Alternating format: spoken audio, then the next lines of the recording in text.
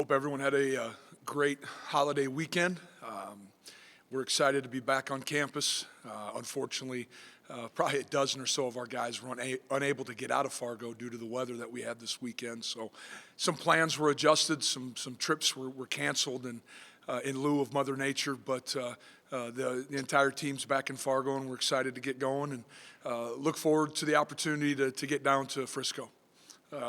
With that, I'll open it up for questions. Chris Heidel. Hey, Coach. It's Chris Heidel from Hermanton Radio in Baltimore. Congratulations on making it again and this year.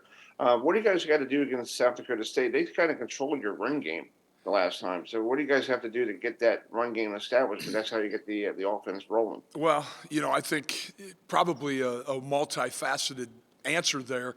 We need to be able to throw the football effectively and efficiently during the course of the game.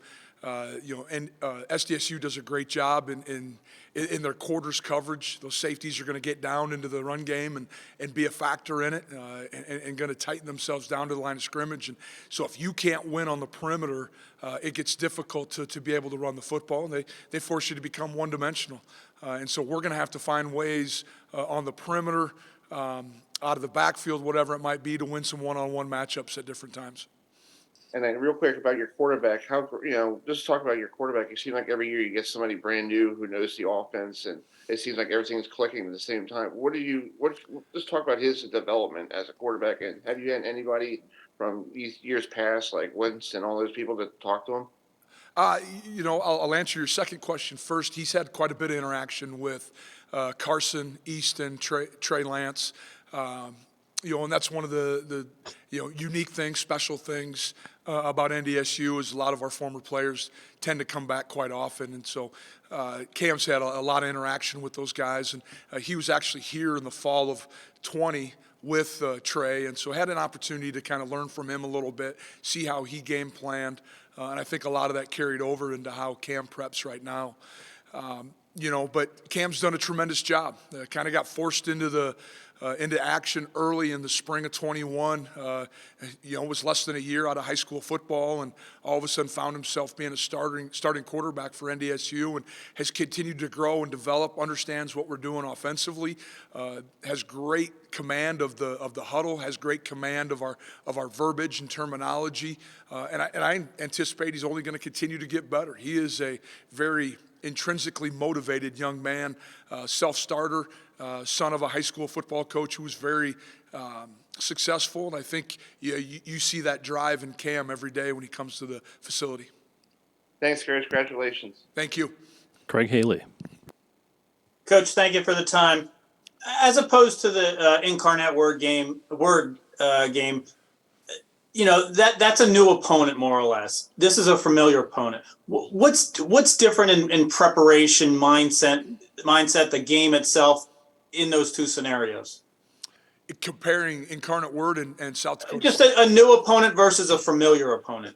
Well, I don't know if there's a lot of differences in our preparation. We feel like we have kind of a process to it. Of course, with Incarnate Word and a team that you've never played, there are some things that you want to make sure that you can transition to during the course of the game. The tempo, can you emulate it? You don't necessarily know the competition level because you haven't played in that league before, or there's no similar opponents. Here, some of those things are eliminated, especially when it's an opponent that you've played 2 months ago. We understand South Dakota State's a very well-coached, very talented football team on both sides of the football and special teams, and they're going to play unbelievably hard. Coach Stiegelmeier's done an outstanding job with this group, and you see their talent level, and we're going to have a great, last 10, 11 days of preparation for us to be successful. Does South Dakota State's recent success, weigh into, everybody's thinking as opposed to some of the teams you've rolled over in Frisco? I don't think so. I think we're attempting to go about it the same way we have the previous number of years that we've been down there, and focusing on ourselves right now, making sure that we can be the best version of the Bison when we arrive in Frisco. Thank you. Luciano? Hey, Coach, I hope you're doing well and thanks for your time. You bet. Given that you have already faced them this season and the health status for different players won't be the same and you'll have 3 weeks to prepare for this game, how differently do you prepare this one compared to your previous matchup in the regular season? Well, I think you look to see how things have changed. Are they doing anything differently than maybe they were early October to mid-October? You have a pretty good grasp of who they are from a personnel standpoint. Are there any injuries? Are there any things that are adjusting personnel? But, number one thing, we have to make sure that whatever game plan we have offensively and defensively, we need to be able to execute it at a high level. And so, these 3 weeks are going to be critical as far as installing a game plan, having some other maybe what-if scenarios prepared for. It does give you a little bit of a chance, having 3 weeks to expand your game plan, but also have some alternatives or some different things prepared for some unusual circumstances or situations that come up in a game. Luciano, did you have a second question? Yeah, sorry, if I may. How much of an impact do you think the difference in experience at this stage between the two teams might have in this game? I don't know. I'm sure there's a lot of their players on the current roster at South Dakota State experienced the spring of 21 national championship game. So I think both teams probably have very similar numbers of young men that have been to Frisco, have experienced playing in Toyota Stadium and gone through this process before. So I don't know if having experience playing in the game will affect the outcome. Zach McKinnell. Great, thanks. How you doing, Coach? Injuries at the running back spot has been a big thing for you guys across the latter part of the season. Can you speak a little bit about Kobe Johnson's ability to step up in big moments in big-time games throughout the playoff run? Well, I've been a huge fan of Kobe ever since he's arrived on campus. Played for us as a true freshman back in 2019 and has continued to improve, can be an every down back for us. Early in his career was probably an early down back only. Is running about as physical and as strong as he has in his career. I think there's still things we can continue to utilize him with, and that's out of the backfield. But I'd be lying to you if I said I was shocked because of his success. When we saw Kobe coming out of Discovery High School out of Atlanta, Georgia, what we're seeing is what we thought we would get. He's a tremendous athlete, great young man, and has been a huge part of our leadership throughout this season. And then in the secondary, Dawson Weber has made some huge plays, 2 interceptions in the last playoff game. Can you speak to how your secondary has been able to make opportunistic plays when you guys needed it most at the end of games? Well, some of that I'm gonna chalk up just to consistency and being in the right place.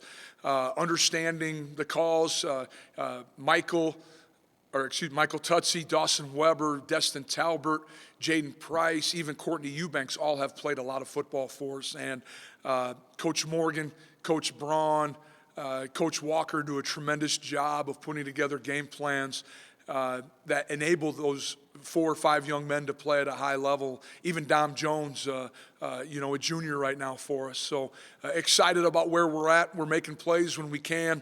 We're keeping the ball in front of us. We're staying on top of routes and not giving up, the deep ball. And hopefully we can continue that as we move forward. Thank you, Coach. Jeff Kolpak. Hey, Matt, how much have you changed at all your 3-week layoff schedule over the years? And how much do you rely on Jim Kramer for that? Well, it all depends kind of on the dates of the semifinal game. I can think, for instance, 2019, I think Christmas was midweek that week. We let our kids go immediately, came back and had 2.5 weeks. So a lot of it depends on the holidays. Jim is a critical part of our getting back into playing shape, returning to football for some injured players, but also our young player development never stops. And I think that's something that you can't put a price tag on, or these extra, 10 practices that we might have over the course of winter camp. And so Jim's a huge part of this. He's been part of all of the runs, and lean on him a ton to help us put together the logistics of what our 3 weeks look like. You're approaching top 5 all-time wins at NDSU for head coach. What's that mean to you? First time anyone has ever told me that. So I don't know if I guess I'm too concerned about it right now. I'm more concerned about trying to win the next one. Maybe that's something we can have a conversation with after the season's over. Cody Mauch, out of your top 3 pro prospects, Cody Mauch is the last one standing, so to speak. Describe that process and losing Noah and losing Hunter Lipke. Well, anytime you lose anybody, doesn't matter if they're a pro prospect or not. That's part of the game that makes you sick and then that you never want to see. Doesn't matter if it's a true freshman or a sixth-year senior. You want to make sure guys have an opportunity to fulfill their dream, fulfill their goals and ambition, be with their teammates while they're out there on the field. To see a guy like Noah and Noah, who really was banged up from the get-go, had surgery this summer, just never really was able to come back, kind of fought through a couple games and made a decision that he needed to have a secondary surgery on his ankle, and then just kind of a freak injury with Hunter, just extremely unfortunate. Those guys have been with us every minute along the way, helping coach young guys, Joe Stoffel, Truman Warmeyer, young guys that are reaping the benefits of their experience. Of course, we wish those guys were with us, but it's still great to have some 60-year guys that are providing great leadership, not only on game day, but also throughout the week. And finally, can you imagine life without an indoor facility to practice? Last week, I wouldn't want to imagine it, but we would have had to found a way, I guess. But we'd have been wherever we could have. It would have been quite unique. I know this weekend or this week would have been nearly impossible with, I think the Fargo Dome has some events going on in it right now as well. It would have created some logistical nightmares. Okay, thank you. Yep. Mike McFeely. Hey, Matt. Jacks are going to have Tucker Kraft this time around. He did not play in the Dome earlier this season. What challenges that present for your defense compared to last time? Well, another big-time weapon that they have, big physical kid that is great at the point of attack, runs well. They utilize him in the pass game, in the screen game.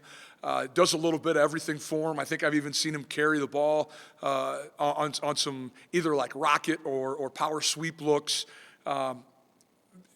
Another athlete, another skill body. We're going to have to try to find ways to limit his production, which I know is easier said than done. Like I said, there's a reason why he's a big-time pro prospect for South Dakota State, and I'm sure a lot of NFL teams are excited about what he brings to the table. Cam Miller is 0 for 3 against SDSU. How have you felt he's played in the previous games against them, and what does he have to do different maybe this time to maybe change the outcome? Well, I just go back to the most recent game. Cam played really well early. We got out of sorts a little bit offensively late in the game. We need to continue to have great success and put ourselves in a situation where we can stay ahead of the chains and find ways to convert third down and try to keep their explosive offense off the field. But I think Cam's done a great job so far in the limited number of practices we've had of kind of keeping his head down, putting his horse blinders on, and just staying focused on the things that he can impact, and that's our success offensively.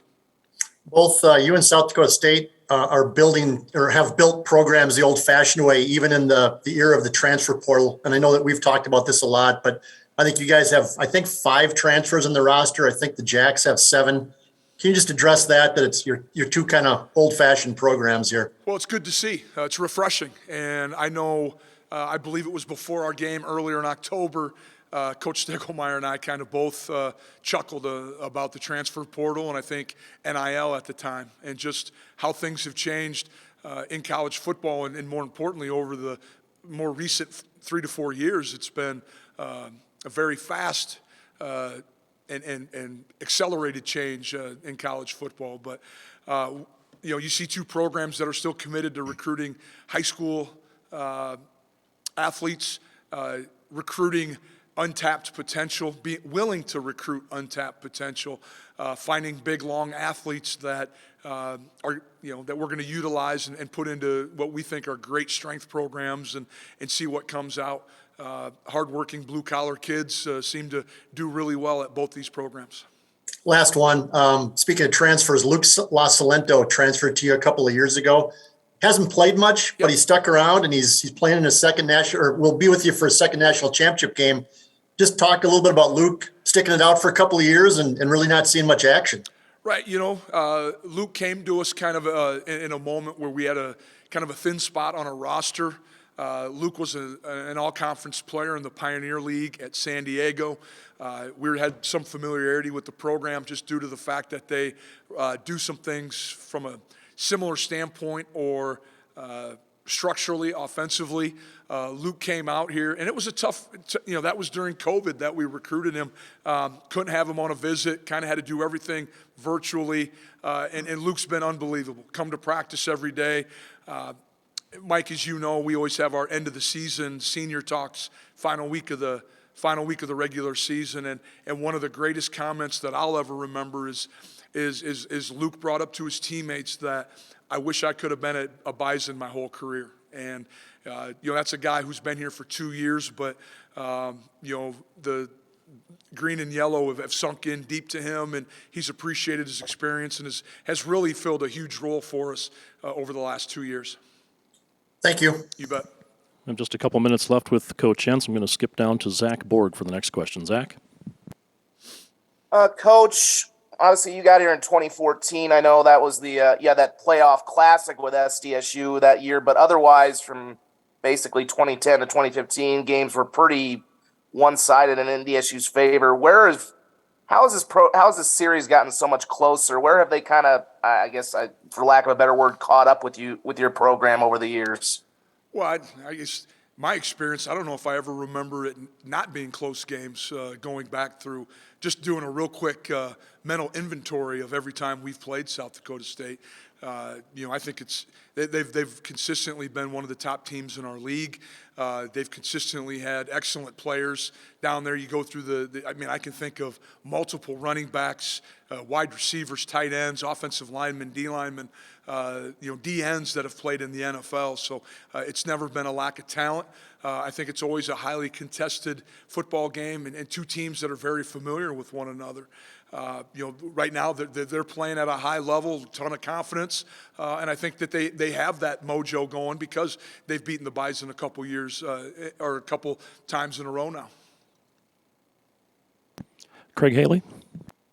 Coach, you always talk about the next man up, and given all the injuries your team has had this year, have you had to work on the psyche of this team as the injuries have mounted? Well, the one thing that I've tried to probably adjust a little bit, Craig, is human nature's to always talk about the negative things first and to have a long laundry list of them.